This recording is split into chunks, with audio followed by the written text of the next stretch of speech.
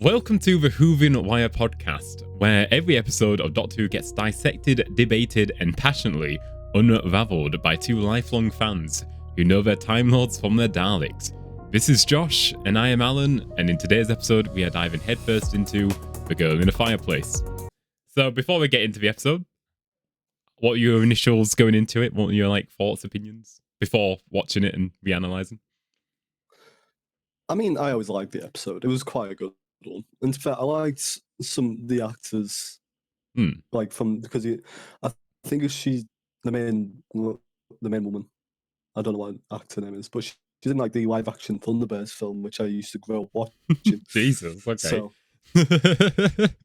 absolutely, I love doing that, and I love her in this. No, okay. I respect it. Plus, there's a fucking horse on a spaceship. Who doesn't love that? Arthur, the fucking horse. Right. Yeah, I mean, it's always been. I mean, I don't want to say too much before we give a final rating at the end, but I will always say this has always been a strong one of series 2, I would say. Not shockingly, considering it's a Stephen Moffat episode, but again, it puts Russell D. Davies to shame at times. Yeah. I mean, what? He sets up the whole River Song act, doesn't he? He just. And somehow, even though before he was a showrunner, he sets that up. Insane. I mean, does he? Is there any more episodes in series 2? Or is it just Girl in the Fireplace? Next. Yeah. I don't know. I feel like it might only be this one, but obviously he did the 2-parter last time, didn't he? Well, in series 2, so it's series 1. So, I mean, Pay must have been. I mean, the Pay must have been somewhat good for an episode. So maybe he only had to do one episode this year. We should really research these after. Oh, we really should. Yeah. I mean, not after. Oh, there we go. It's just the empty child, the Doctor dances to go in the fireplace, and then it's Blink. Right, and the Weeping Angels. Yeah. Again, very solid run. Nothing else. Yeah, nothing else in. Right, I mean, series 2. hence why I feel like series 2 is a bit of a meh season.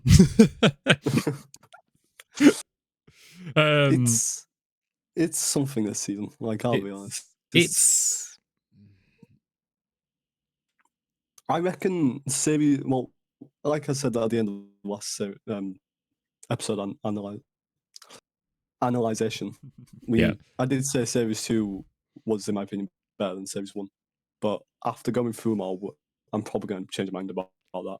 Wow, because I'll actually go through and analyze each one. So, well, yeah, I think when we do the series 2 video at the end of this series, the retrospective, I think the true colours will show. I do think this will be also harder for the 8-episode video idea. Like series 1, I think was fairly easy to do, where I think this series is a bit more awkward. I mean, I already have an idea for it, but I've got an outline. I've done an outline for the first 10 series,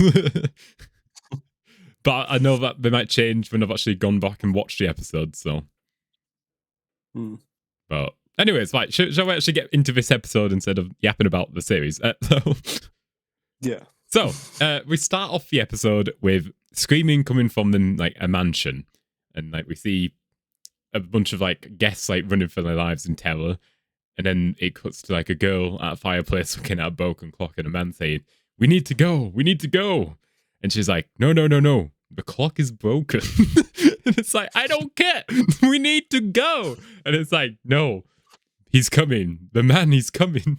And then she gets onto the floor and looks through the fireplace, and it's like, "Doctor, I need you, Doctor." And then obviously the intro starts. So it's setting up, what's going on? Who is she? What's going on? It's a good tension builder for the beginning of the episode. And then, Mr. Smith, I need you. We then see a spaceship in the 3,000 years in the future. It does state that, so it obviously has some integral part to the plot. Right.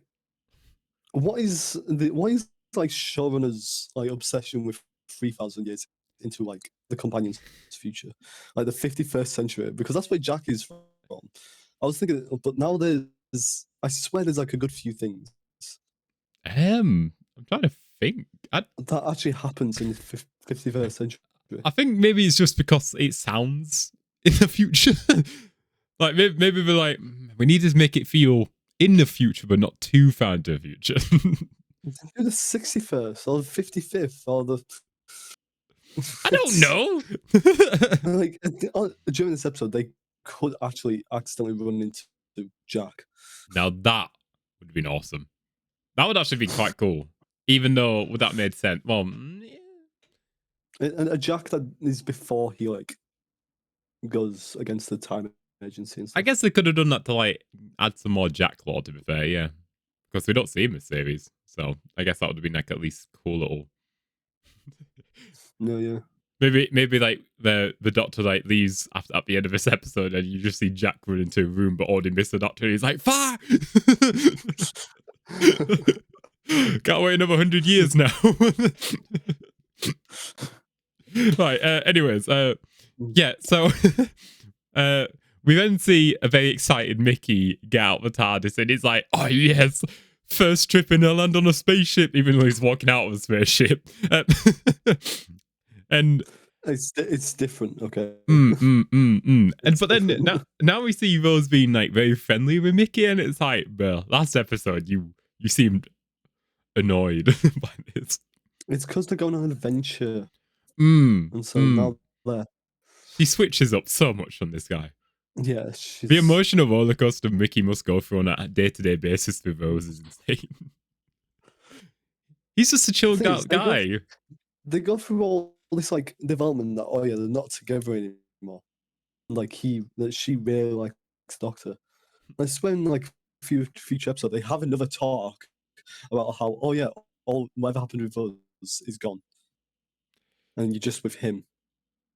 And so yeah. Saying that though, and then even after that, he calls her babe, and she's happy with it, and she's happy to see him. I just don't like Rose. I can't keep up. Most confusing companion in all .2. And that's coming from a guy who watched Clara. Clara made sense in the end. She did make sense in the end, but she made sense. I say she made more sense in Matt Smith's part more than Capaldi. She had more chemistry with Capaldi because Clara,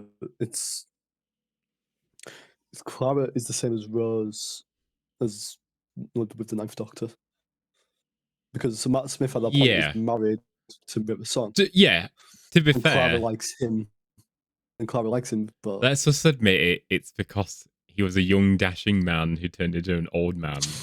It's why Doctor Who viewing figures fell after Matt Smith left. Let's just admit it. Everyone saw a grumpy old man, a legend of a man, and I think he's a brilliant doctor. But the third time he's been in Doctor Who. Generally. But like I think everyone just saw an old man playing the Doctor again. And we're like, no, we want a young man. We want the women were like, well, and probably some gays were like, we want a young, sexy man.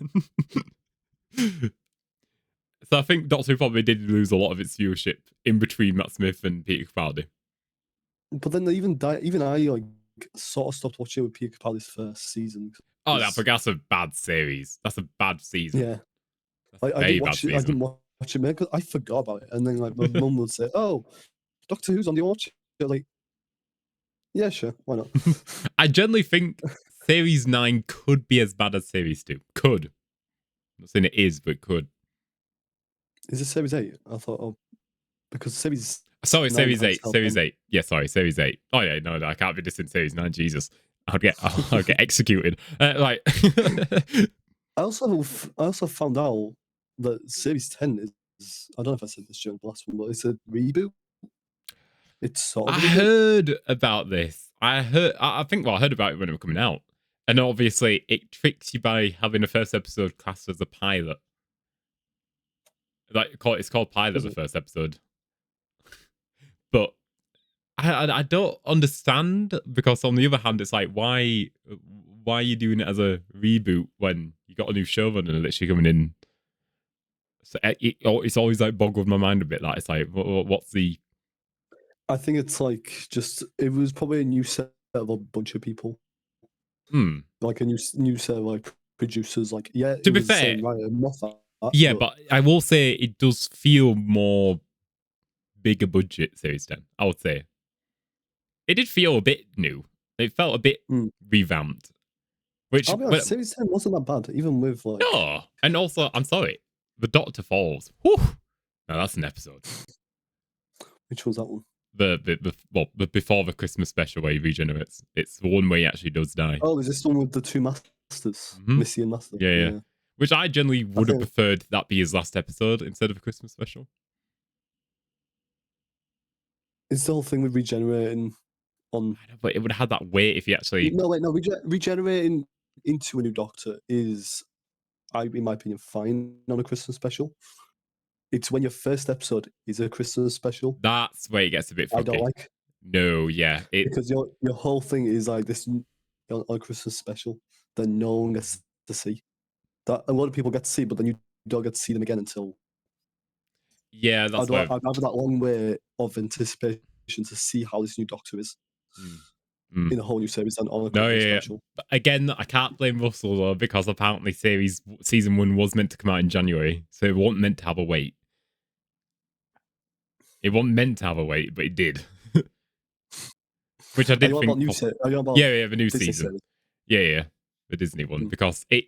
Again, I'm not a fan of that, the Christmas special thing, but if it came out then, if season 1 came out a week or two after Christmas Day, I would have been a bit more okay, that's not too bad. I'm also thinking of renaming Modern Who to being called Revival Who from the 2005 to 2022.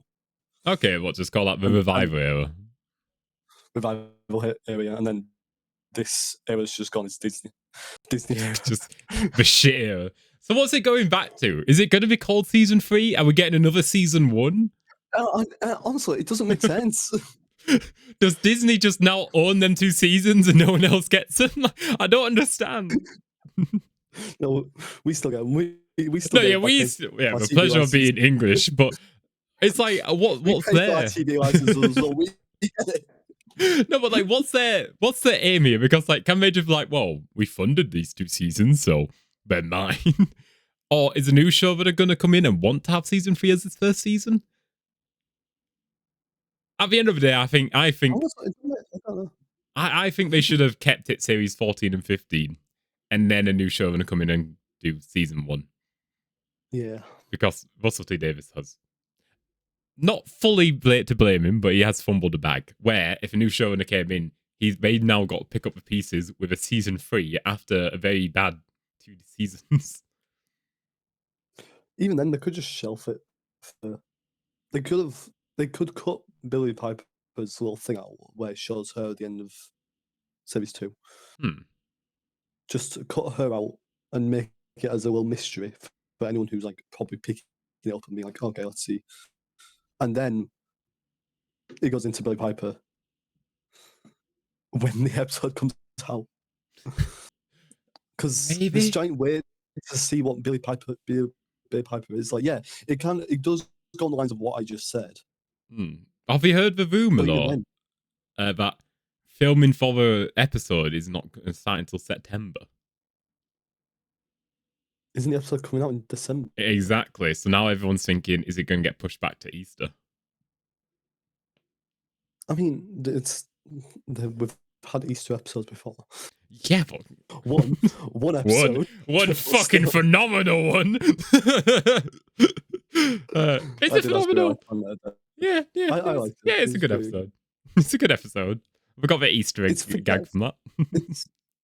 Yeah, that's why I even got the Easter egg out. Exactly, yeah. Now we got mad bloop. But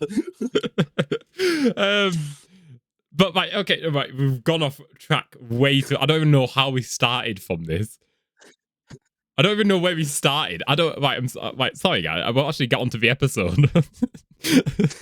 We should just do a podcast episode called The Doctor Who Rant instead of just the episode name, because that's what we're doing right now. Right, anyway. We cut most of that rant out because No, it's it's side quest. Right. So, anyways, they then do find an 18th century fireplace, and on the spaceship, which is obviously unusual.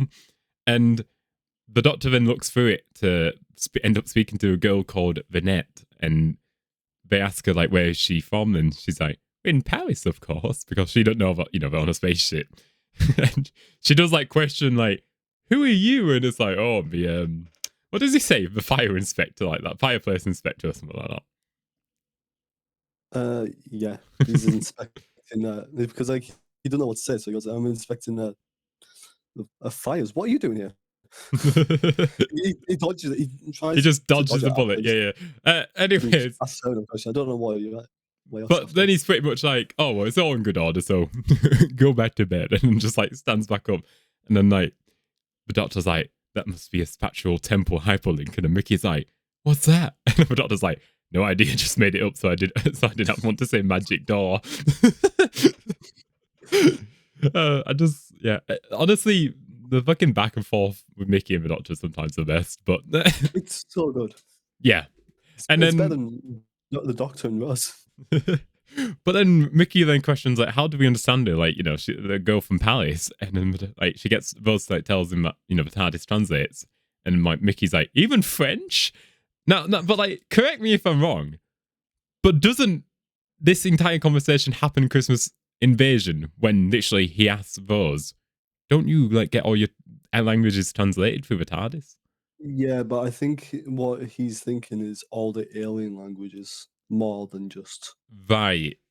But come on, if you can get all the alien languages, you can get fucking French. He didn't know that.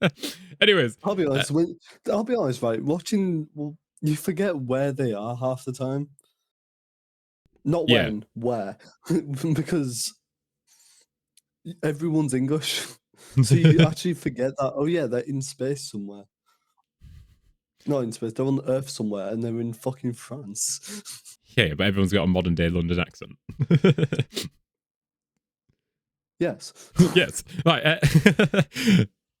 The girl, I think congratulate the girl because she actually even does the French accent though. Yeah, okay. And she goes, Monsieur and stuff. So. Monsieur. Which you don't, in which later on the guy goes, who the hell are you? Who the hell are you? Yorkshire accent. yeah, there's not a French twang to him at all. Who the hell are you? But TARDIS couldn't even fucking translate the twang. It went back to default Yorkshire. Well, Cardiff, I guess. Anyways. But then the Doctor then goes up to the fireplace and like he activates it somehow so it starts to move, and he like ends up being in the room where the girl was. And she's now in bed, and like the Doctor like is like looking around when she hears like a horse carriage pass or something like that, like finds her awake. And he's like, whoa. It's okay. It's okay. I'm the guy from the fireplace. But like apparently it had been like weeks for her now. He said avoid August before. So it was and it's like Christmas. August. Oh yeah, and it looked like it was like Christmassy. But yeah. So it had at least been a few weeks or months. So it's like, oh, so then the Doctor goes, so the Doctor then goes up to like the fireplace and like, oh, the link must be weak, and that's why it's probably caused like a bit of a delay in how to get there. But then the Doctor like then notices the broken clock, even though you can hear ticking, and then he just says, "Okay, that's scary," and then the girl's like, you're scared of a broken clock? And the Doctor like defends himself by saying, yeah, just a bit scared. Yeah, just a little bit. Because you see, if a clock's broken and it's the only clock in the room, then what's that? And then you hear a click. This actually fucking is creepy. I still get a bit fucking creeped out by it. I'll be honest, the clockwork people do scare Them, mainly yeah, just like because it's the looking masks. Yeah, it's fucking creepy. The long, like blonde grey hair and the fucking mask is fucking creepy. And it is. I would generally say it's a very fucking tense scene because it's like I don't know, like, and especially if you was a kid watching this, like imagine just like trying to go sleep at night and hear like a ticking clock and you're like. You wouldn't want to go to your grandma's anymore because No, like generally. she has just a grandfather clock. Just the 3 a.m. humming of the 3 a.m. buzz of a fridge and the ticking clock. That's all you need to get scared. And then you turn off the clock and then you can still hear it. It's like But what's yeah. that? But yeah, I would say it's quite a creepy scene. And then the doctor does start to like look around the bedroom and goes up to the bed and he's like, just stay in the center. And then he looks under the bed, but then gets like swiped at. And then before he even notices, he looks back under the bed and then he just sees 2 pair of like feet on the other side, which is fucking creepy. So when he gets back up, he's like, just keep looking at me to the net. You going to say something? You're about to say something. How the fuck does the kid not get scared? Oh, I'm not gonna lie. She didn't look at him at all, and then, well, actually, we'll carry on with the scene before. Yeah, okay. But yeah, and then the doctor like just says like, keep calm, stay near me, it's okay. But then he's not even then phased because I'm assuming he already knows it's like a robot at this point. But like he starts to like look into her brain a bit, and it's like, you've been scanning her. Why have you been scanning her? And it doesn't answer her. And then does she say something to the robot to?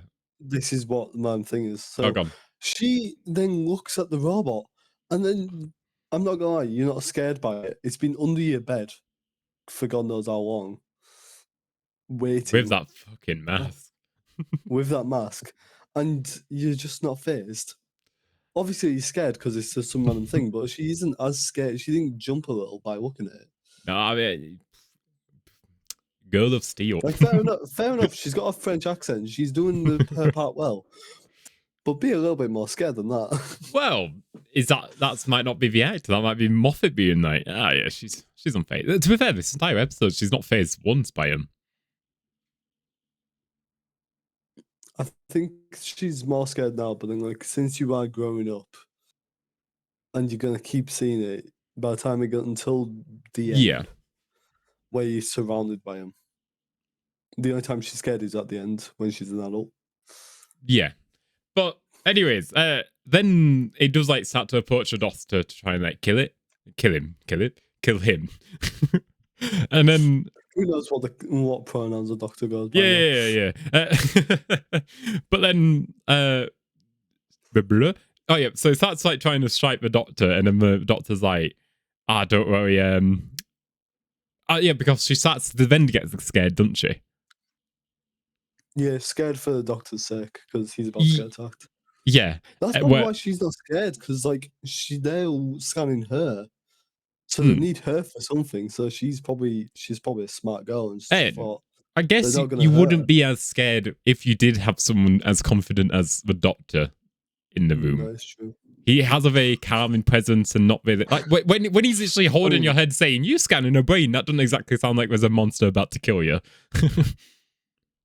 That's true. I mean, it was a bit weird where he grabbed her face to look into her eyes. I was like, he's an alien. It's acceptable. But it's acceptable. but then yeah, Renee does then start to like get panicked, and then the doctor like so says, "It's just a nightmare, Renee. Don't worry about it. Everyone has nightmares. Even monsters summoned under the bed have nightmares. Don't you monster." And then like the monster like whoosh, into the fireplace after trying to strike it, and then the girl like asks the like, what do monsters and what do monsters have nightmares about? And then the doctor just says the sick line of me, and then goes back into the fireplace with the fucking monster. That's a fucking awesome line. Like I'm stealing that for DVD later. what do killers have to? Yeah, no, we're not going DVD, but yeah, just. But that's such a fucking good line. Me. It is great. It is great. And to be fair, most aliens do fear the Doctor, so it's a very It's badass the one thing line. I can do is talk. So shut it. Shut it! But then, yeah, and then the Doctor fires a grabs the fire extinguisher and like starts like spraying it down, and Mickey's like, "Oh, cool." Like, what, force gun? And then Doctor, no, fire extinguisher. Granted, it does look like a futuristic weapon, but It does. It does. I mean, it's Mickey. This is his first proper adventure as well. Yeah. And to be fair, it looks like a gun. Yeah. Give him the benefit of the doubt. We all know Rose thinks it. She just don't want to look embarrassed in front of a Doctor. That's all. Yes. already smashing anyway, so like I don't think she minds. Well, how would you feel about this episode then? Does she actually know what happens? I think she can tell. I mean, to be fair, yeah, we'll get to at the end of the episode what happens. Yeah.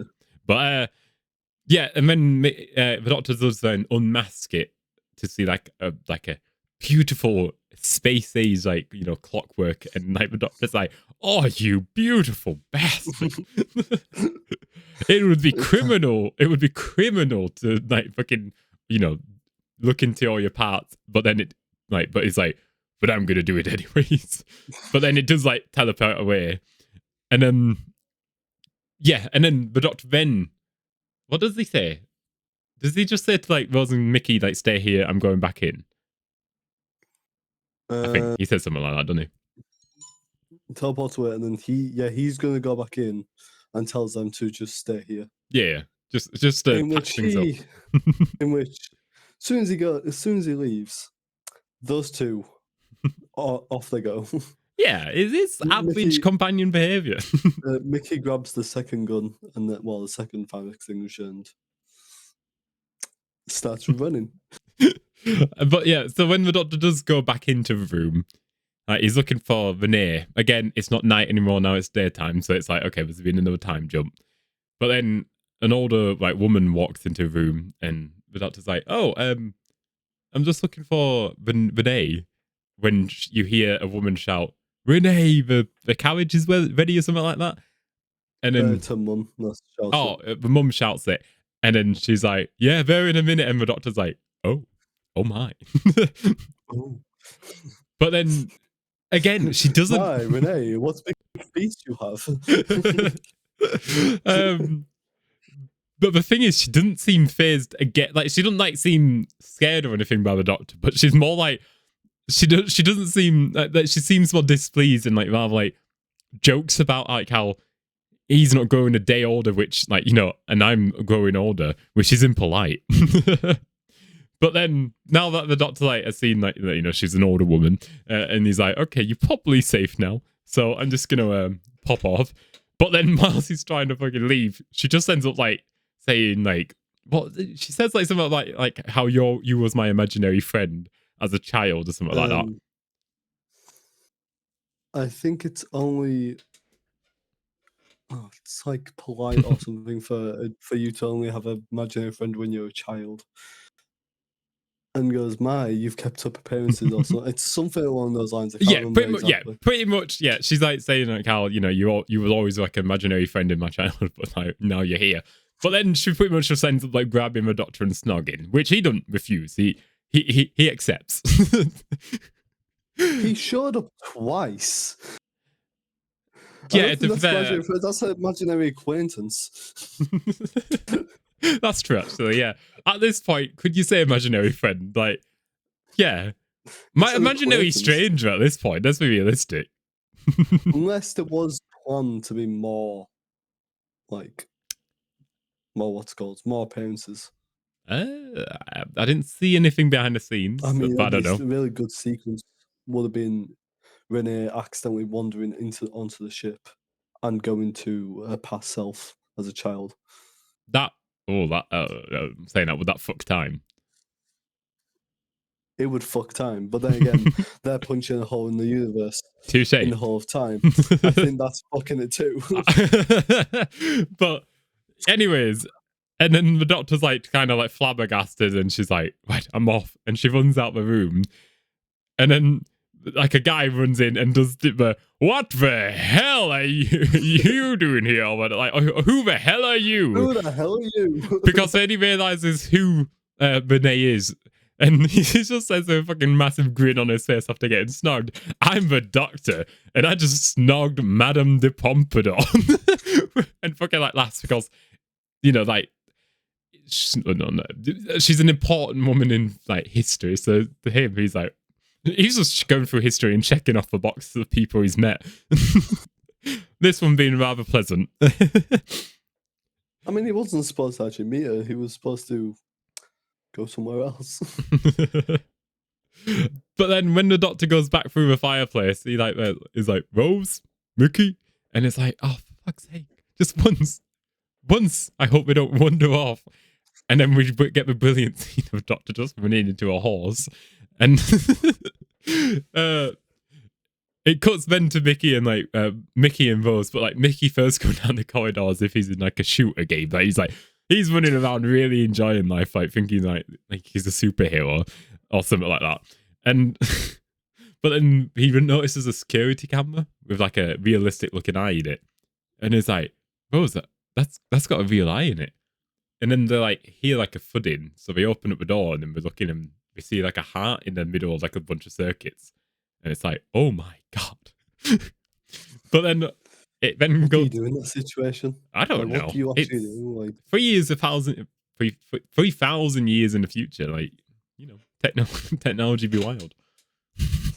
Yeah, but at that point, like, do you think that it's actually technology or is it something more sinister?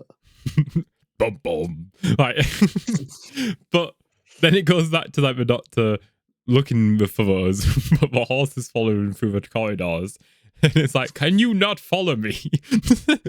But then he sees the door on his like left, and he's like, oh, did you come through here, bud? So yeah, he goes through the door to then see like an open fields of, I'm assuming like probably outside the mansion or something like that, and like he starts to go on. I'm just imagining like there's probably the horse is probably still on that ship when they leave. No, because it landed, didn't it? It was in the ballroom. Oh shit, yeah. But yeah, so anyways, but then the doctor kind of spies on her, like while she's talking about getting married to a future king, the king. Yeah. And but then she kind of gets the feeling that like she's being watched. She looks behind, and the doctor just immediately like, leaps to the ground like, and yeah, and then we oh yeah, and then they cut back to Mickey and Rose like walking through the corridors and like seeing like a window of Madame Renee. I'm just gonna say Renee or Renee. I fucked up. Renee. Yes, Renee. If it's wrong, I'm sorry. We know what we're on about. Yeah. They go to see like her in like a different situation now in like a room talking to some people. And then the doctor does actually catch back up to him. And again, they're kind of just stalking through the glass. But then when Renee comes up to like the mirror to like look through it and like, like prepare herself, she sees someone in the back and it's one of the robots again. And then the doctor's like, must go. So he opens up the door into the room with her, and pretty much the robot tries to attack again, but gets stopped by the fire extinguisher, I think. I can't remember. I think I think he uses Mickey's fire extinguisher, doesn't he, to stop the robot. Probably at this point it could be it could be the horse trying to attack. Just a horse. But he then tells Madame de Pompadour to get the robot to listen to him by asking the robot to listen to him, and they pretty much still find out that she's not ready yet, even though like she's still scanning her brain, but she's not ready yet. But then when they ask why are you doing this, like what why are you doing this? She's like, You are us. Yeah, you are us. You are. I think that's all about now. The robot then says pretty much like, you are us, or we are the same. We are the same. We are the same. Yes. And what will makes more sense in the later of the episode, but it's like, what do you mean we are the same? But she kind of then just demands it to leave. Like, she's like, I'm done. I'm done. No, fuck off. But then the doctor's like, no way. Get out. But he does listen to it and like leaves. But then the doctor's like, then asks, like, the doctor's like, okay, you need to go after that robot. But then he's like, says to Rose and Mickey, like, he says to Rose, take Mickey and Arthur and go after it. Don't approach it, just watch what it does. And I'm like, Rose asks, Arthur? And the doctor's like, good name for a horse. And Rose just looked at it and says, you're not keeping the horse. And he just says, I'll let you keep Mickey now. Go, go, go. Yeah. He's got a point. I think the horse would be a brilliant fit to the TARDIS. All I'm going to say. Just later in the season, so we just see him in the library or something. Yeah, generally. But just the head in the Time War book, just like reading. The horse actually gains like more intellectual intelligence by being on the TARDIS. But it's just all BoJack Horseman. Yeah, that's actually the evolution of BoJack Horseman. Anyways, we then go to like see Mickey and Buzz go through some corridors, but then they immediately get apprehended by the robots and like knocked out by some spray liquid. I actually don't. Did they get injected? I think it's a syringe thing. Yeah, it might. Okay. And whilst they're getting apprehended, the doctor's like decides to like look through a brain to like see like what's making you important and stuff. Like just I'm gonna look through your life and just see. But then he's like, oh, and by the way, if there's anything you don't want me to see, just picture a door and close it, and I won't be able to see it. But then he's like, that's the door you probably want to shut. Oh no, but like she's pretty much opening up a lot of doors for him to see. It's trying obviously impressive, but yes, yeah. Sorry, I'm getting distracted by picturing the doors. I'm joking. I don't think you're picturing the doors. I think you're picturing what's inside the doors. I want to know what got the doctor so intrigued. But then she starts. But then she starts to like seem to struggle, and he's like, "Oh, like okay, we're getting to like some childhood memories now." But then she's like, "So alone, so very alone," and it's like, but then we realize like she's actually talking about the doctor. Lonely now and lonelier. No, sorry. Lonely then, but lonelier now. And he's like, how are you doing now? Like, like how are you looking through my brain? But then she kind of like then says to the doctor, like, can you dance with me, please? No, she goes, that's after. Is that after? I don't know. Like first she calls him doctor, which he then goes confused, like, why are you... When did you start calling me doctor? Yeah. Oh, sorry. Yeah. After they pull apart, she goes. No, wait. She doesn't say that bit. She says about the dance before she does the doctor thing.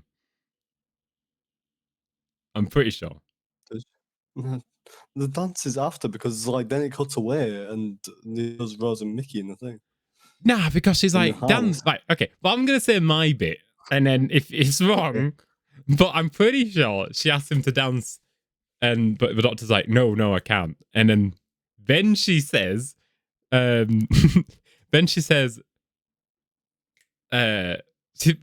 you've knocked me off. Pretty much. Are you all about a door that can be opened in both directions? No, after that. Because that's what I was trying to say. Oh, I thought you were talking the chronological order of all things. I thought you were doing a gag. No, I was not doing a gag. I know I'm a jokey guy, but I don't always joke around. Okay, right. Okay, well, we're obviously getting off track here, so we're just gonna go to the gag bit and just fucking move on. So, but then she's like, Doctor Who, end credit, roll credits, end of episode. Just they had to get a Doctor Who. See you guys. Yeah, see you later, guys. No, but both committed to the part. But yeah, so we then go back to like Rose and Mickey waking up surrounded by the clock people. And like Rose is then trying to like, like Mickey's like, they're gonna cut us up and use us for the ship. And then Rose is like saying, but you don't know. There's a man. There's a myth. There's like, she's trying to pretty much like, like say, there's a guy who's, here, he's with us and The like, Doctor. yeah, he's all the stuff that he describes. He's a himself, legend. like, he's a legend through time, and you need to be scared of him. But then she just gets cut off by, I could have danced all night. I could have danced all night and still begged to dance or something like that. And then we see the Doctor go around the corner with like his tie around his head, sunglasses of acting drunk. And maybe they gave him a few shots. Maybe. Just on set. Method acting. And then but then it's like, my God, do the French know how to party? Because obviously it's the only thing the French got for it, don't they? Well, should we go to Paris at some point then, Josh? Those are like, yeah, let's go. Let's just go, man. And we'll just do an entire podcast episode in France and be like, this is obviously where friends to go in Fireplace. But then Rose is like, oh, look what the cat dragged in. The oncoming storm. And the Doctor's like, you sound like your mother. But then he like accidentally slips up that he thinks he accidentally made the banana daiquiri a couple centuries early. But then he's like, banana daiquiri? Yeah. What? Banana daiquiri? What's a cocktail? Yeah, no, that is what he does. Oh, it's a cocktail. I think so. You never had a banana daiquiri? Can't say I have. No, I've never had a banana daiquiri. But then it's like, do you know we've never even seen a banana before? Always bring a banana to a party, Rose. Bananas are good. Which I love that he's bringing back the banana gag from series 1. Again, that's a Stephen Moffat thing. There's something about bananas and Stephen Moffat. We don't talk about the bananas, Alan. We don't talk about them. The bananas say between Moffat and the Doctor. But then, like, that's why we don't know. But then the Doctor then sees one of the robots and probably says one of the best lines of all Doctor Who. He says, "Do you know do you know why you are the best? 'Cause you're so thick. You're Mr. Thickety Thick Face from Thick Town, Thickanania, and so's your dad." Which is just a fucking good line. I don't know. I like when the Doctor's pretending to be drunk. But then we get to the conclusion that apparently that the main reason robots have been scanning her throughout time is because they're waiting for her to get to the age of 37. And apparently the ship's also 37, so it thinks that her brain at the age of 37 could power the ship, like keep it running. And it needs to be the same age. Yeah. So, but then the Doctor like pours wine over the robot, and then but then Oddie immediately starts to reboot when the Doctor like unbuckles Mickey and Rose, and he's like, oh, and then they find out that the messages come through that they've actually found the right time window to go, when she's 37. So they all immediately teleport away, and they're like, okay, we need to find that fucking window and go. But beforehand, for some reason, Rose finds the window when Renee is 32.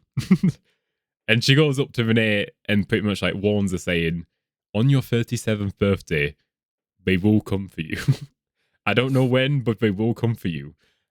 And she's like, what about the Doctor? Why is he not telling me this? What about that, my lonely angel or something like that? And Rose is like, he will be there. He promises. And she's like, oh, okay. But then Mickey gets, says, Rose, we need to go now. But then before, anything happens, Renee runs into the ship to see this futuristic ship. And She's like, oh my. But then she starts to hear herself screaming down the fireplace in the future. And again, she handles it all very well, to be fair. She's an adult and she's already seen the doctor and like all these machines. Yeah, but okay, and stuff, okay. Yeah, but still, 32 and getting told, oh yeah, in 5 years. So you still got 5 years, but you're just like, every single day she's probably counting down like to just her 37th birthday, like shit. She's just counting down to every single time she sees the doctor, though. Which is 5 years' time. Well, yeah. She probably was more excited the thought of getting to see the doctor again, even though her life was at danger. But at least she knows he'll be there. He'll be there. But then obviously she leaves and like accepts it. But then we go back to where the beginning of the episode is, where she's at the fireplace screaming, like, Doctor, I need you. Now's the time. Mr. Smith, I need you. You're just gonna do that every single time I say something like that. Yeah. He is Mr. Smith. Touche. He is. To be fair. But then she does get then apprehended by the robots, but they need to be closer to like the time window. So they take her to the ballroom, and then we go back to like the ship where like the doctor's, at the window itself, but they've blocked it off so you can't just go through it. So he's like, okay, we need like a car or something like that what can just smash into it and, break through. And, like, Renee's now like about to be pretty much executed on the floor. Staying very vigilant and calm, to be fair. She's what? Is she the queen? Or is it like... Is she? I thought she was a queen, but then apparently she's not the queen. She's friends with the queen. Or is she a queen? I lost track. I thought she was at times and then she wasn't at other times. I think it's because if you see yourself, if you're high rank back then anyway, or maybe it's still the same now, but say you're like big authority person, like a king, like a queen, if you show that like weakness, then you're not really. People see that you're probably not even cut out for that kind of stuff. So then she probably stayed calm just for the public image. Yeah. And then to be fair, she does a fucking bang up job. But then when she is about to... maybe she's just happy with the fact that the doctor's coming. Yeah, to be fair, yeah. It's been 5 years and I've been waiting. Well, actually, no longer. 14 years? Because last time she actually saw him was 23. Oh, was she? So, been a bit of a wait for him. But her, sorry. But, yeah. So, no. No, actually, no. Did we know how old? No, sorry. No, it's not 23 because that's when she snogged the doctor. So, wait, how old was she when... I'm losing track.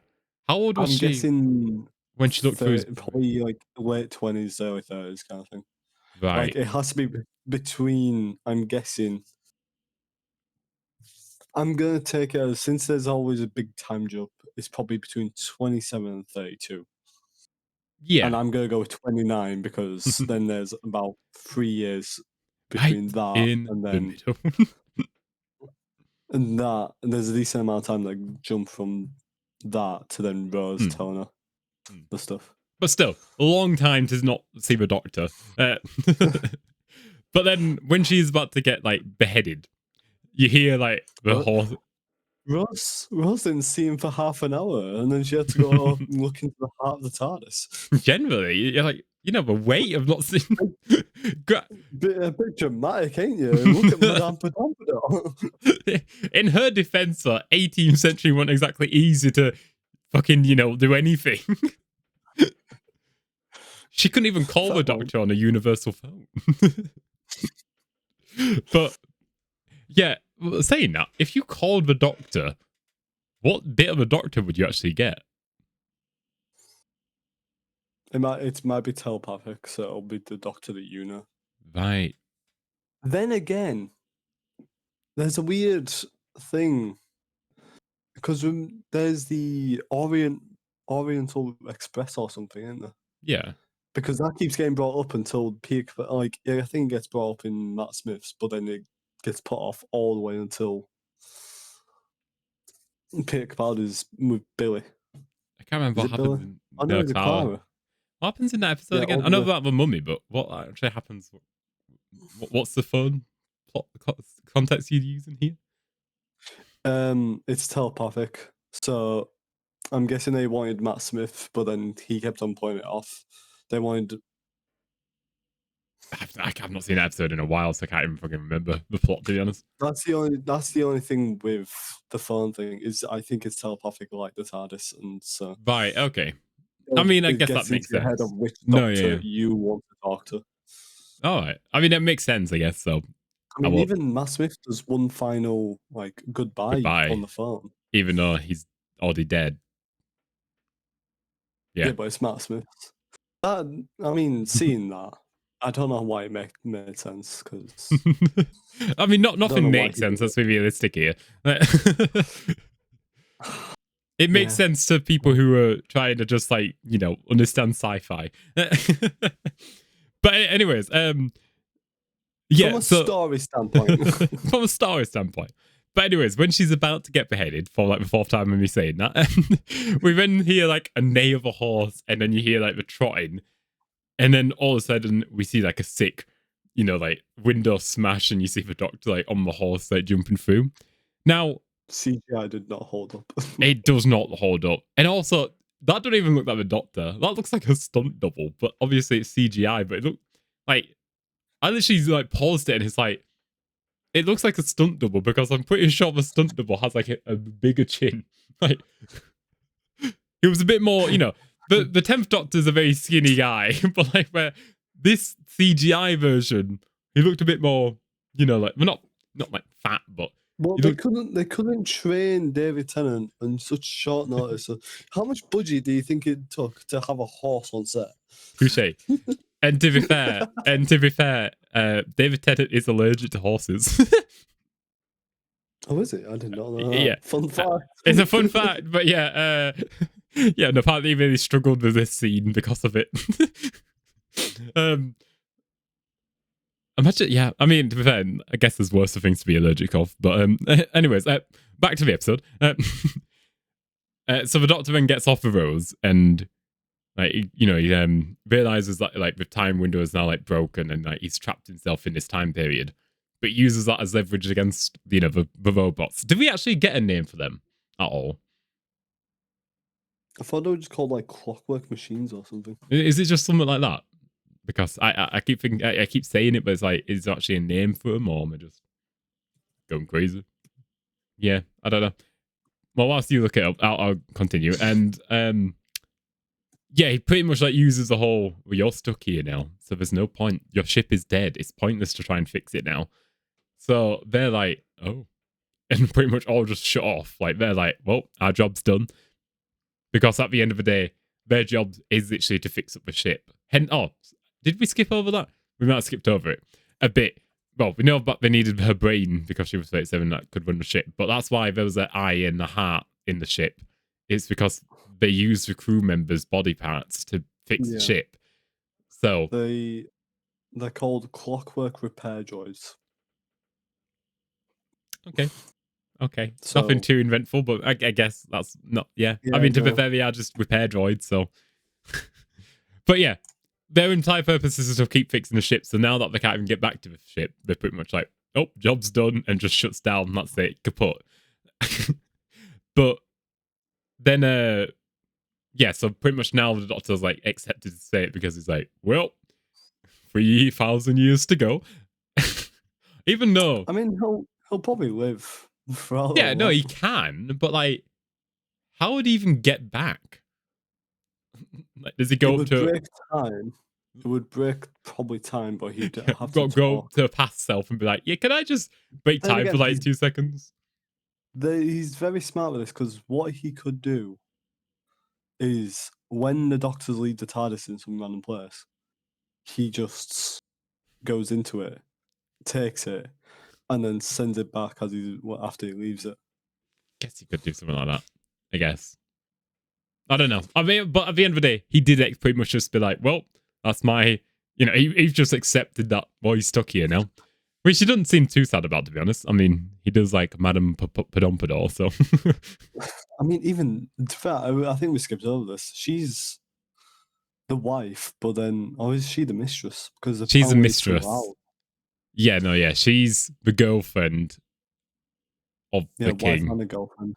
Yeah. It's a weird one. Yeah, so yeah, no wonder she likes fucking likes the Doctor so much. But Even then, the Doctor has Rose, so is she the mistress there? We then do go back to like Rose and Mickey, and Rose is like devastated because she knows now that the Doctor's stuck there. Then Mickey's like, hey, can we not like, I don't know, use it? We can't even fly the TARDIS. Like, what are we meant to do? And yeah, she's just distraught because she just thinks that the Doctor's pretty much chosen her over, you know, Rose. Yeah, exactly. Again, which she never actually sees the Doctor snog or anything like that. So at the end of the day, could he just look like he's saving a life? Yeah. There's no like love interest seen by Rose. Yeah, but I reckon Rose is very insecure, so if it's another girl, she's gonna be like,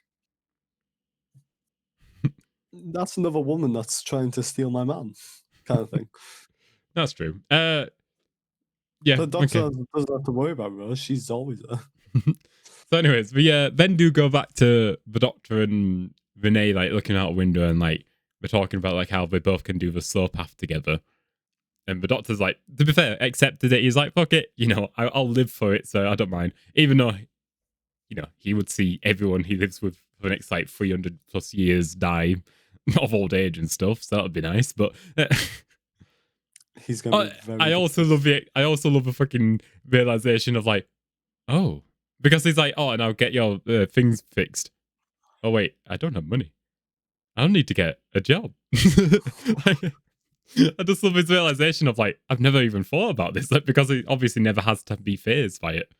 The thing is, she's rich. Yeah, she's rich anyway. Well, that's why she's rich on the whole fucking place. No, yeah, and that's why she seems unfazed by it. To be fair, but then she does then say, "I wish you could do the long path, but I've actually got something." And she's like, "Come with me," and she takes him to the bedroom. See, what? But no, no. But we find out that she's got the original fireplace from her old bedroom built into her bedroom now, and the Doctor then realizes there's actually still somewhat of a link there, and he's like, "Oh, brilliant!" But then when he goes through, he goes back to the fireplace and like shouts, "Renee, go look at a star, pick it, and we're gonna go there. Like, you know, go pack your bags." Like, he's like saying, "You're coming with me. We being a companion now." All scenes fucking beautiful. Renee literally even goes and like runs up to a window to look at what star she wants to go to. It's like, this is a dream coming true.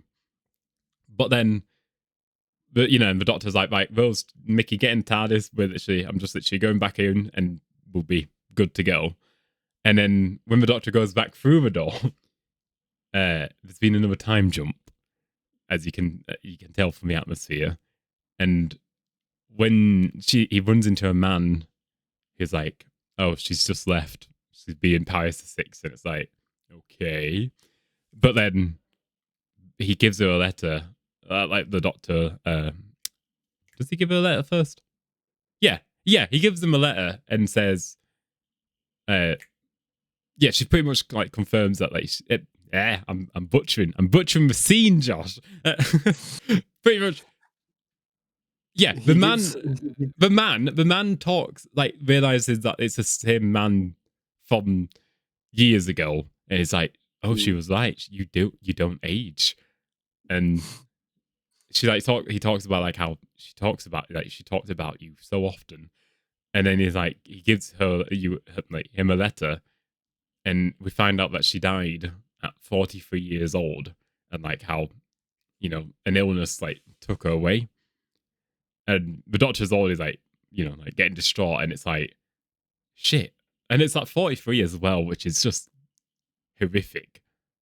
Another one? God damn it. God damn. No, but honestly, and then it's a very sad. It's fucking soul destroying. if you easily reach for the tissues when you're sad, this is an episode what will get you reaching for the tissues. But then I don't cry. I don't cry. but then yeah, we get a very distraught Doctor going back to the TARDIS, and like you can just tell he's down, and he's like, I'm shutting all the time windows, and like Rose asks, "Are you all right?" And then he's like, "Yeah, I'm always all right." But like Mickey can tell he probably wants some space. So he's like, "Hey Rose, why don't you show me around this TARDIS a bit more?" And then he opens up the letter, and it pretty much is like a monologue of her speaking, saying like how, "Daughter, I hope to see you one more time. I wish to see you again. My days are growing short. I am getting weaker by the day. I wish to see you again. Hurry, my love." And it's like, the end of the letter, and it's like, shit. Like, it's just a very soul-destroying scene. It's like, because she seems like she would be a phenomenal companion. Or love interest for the Doctor. It's a soul-destroying scene. You can't have another other interest after. This is there's Rose.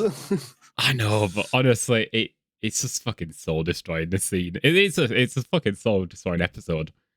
And I mean that's pretty much how it ends, is her death is pretty much the end of the episode. It's a fucking sad episode. It's a good episode, very fucking good episode, but it's a sad episode. But that's the end of the episode. Yeah. Well, doesn't the ship reveal to be like SS Madame de Pompadour? Yeah, and that's the reason they went after her in time, was because was it meant to be like in memory of her for some reason? A fan was a fan who made the ship, a fan of Madame de Pompadour. No, I think it's just called SS. Right, it was just called that. And then, right, but then I think they needed like some sort of plotline to think. Right, and then the repair droids went through time looking for Madame de Pompadour because they are after the brain, so they want her to be the captain of it. So right, but yeah, I mean that's how the episode ends. It's a mournful ending. It's not a happy ending. It's a mournful one. But what would you give this rating? Because I've 7.5 to an 8 or something. I've given it a 9. A 9. I'm saying it's like almost on par with. High, but then like it's a good episode though. Good. And also that ending, it generally is soul crushing. Like I generally felt it in my chest, like when you realize that she's died, and you can see that, you can feel it in like the Doctor's like fucking footsteps. It's like he's even fucking crushed by the weight. It's I'm giving it a 9, but if you're giving it like a 7.5, we can probably to an 8.5. 8.5 to a 9. 8.5. Yeah. Well, I'm happy with 8.5. To an 8. I can justify an 8.5. I can justify it, but yeah, I mean that's the episode. I would suggest anyone go watch it. It's a very fucking good episode, and it is very good. Is it the best one of the series? No.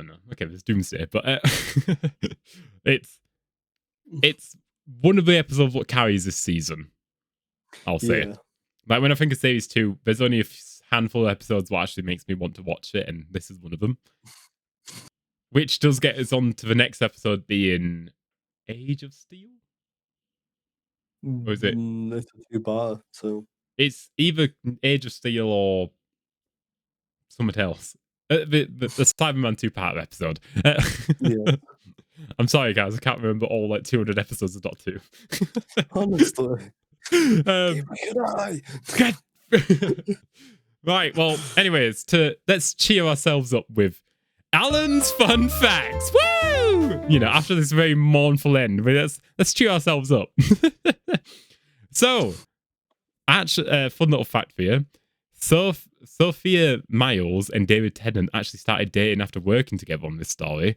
According to an interview with Myles on GMTV in 2006, it was rumored she carried a Doctor Who doll in her handbag. However, the relationship ended in 2007.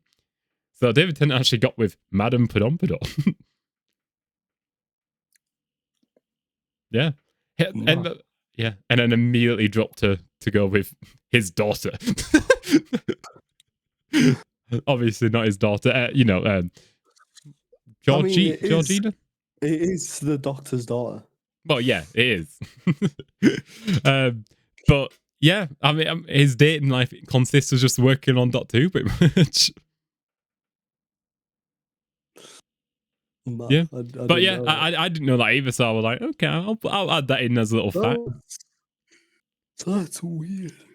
But I mean, they only dated for a year, so it wasn't like a long period. But no, but still, it's like now compared to the relationship that he's in now, they're together like what? 15 10 plus years going? 15, yeah. Yeah. Some of the spaceship sets are redressed from Satellite 5. In particular, the room with the fireplace was adapted from the observation deck set. Gotta save money somehow, Josh. Especially with that shoestring budget. And Stephen Moffat liked the idea of writing a scene in which a clockwork robot was found hiding under the bed, evoking a common childhood fear that had yet to be exploited. So, and it's a scary scene, so I'm happy he went with it. And for a little production error of it, when the King of France meets the Doctor for the last time, he claims that Vanette was 43 when she died, when in actual, she died when she was 42. So, bit of a production error there, then. Yeah, she's the mistress. I doubt he's gonna fucking remember. But fuck's sake. But yeah, that's the production error. Apart from that, not many other facts. It was very, I guess, a very tame episode for facts, well, behind the scenes stuff. Oh, I mean, one of the original titles of the episodes was going to be like Renee and the Lonely Angel or something like that. I didn't write it down, but it was going to be called something like that. That would make sense, as the girl in the fireplace part is literally only there for like a short segment of it. Yeah, but also she was the girl from the fireplace. She was. I'm just saying, it's like I'm just saying, that's all. Yeah. Right, well, we'll wrap it up here. 8.5 I'm happy with as a rating, and I'll give you a heads up. This next two-parter, I'm not the fondest of, but I'll like it. It's not my favorite. It's not my go-to. Like, this is good Doctor Who here. I could be wrong. I might rewatch it and love it, but it also could be a half an hour podcast episode. I mean, I like it, but yeah, I don't know. Again, I might rewatch it and just be like, oh, I hated on this for no reason. It's a two-part I've never been too fond of, but again, I might enjoy it on the second rewatch. But yeah. Well, thank you for everyone who has watched Whovian Wire. If you would like to see some more Whovian Wire content and memes and stuff, go over to Instagram, Whovian Wire. We post memes daily, and well, Doctor Who memes daily, and sometimes behind the scene footage. So sometimes, if it's funny enough. the Easter egg joke, which if you haven't seen, you will never understand. So probably go actually watch it. But yeah, hope everyone has a good week, and we will catch you in the next episode. Goodbye, everyone. Goodbye.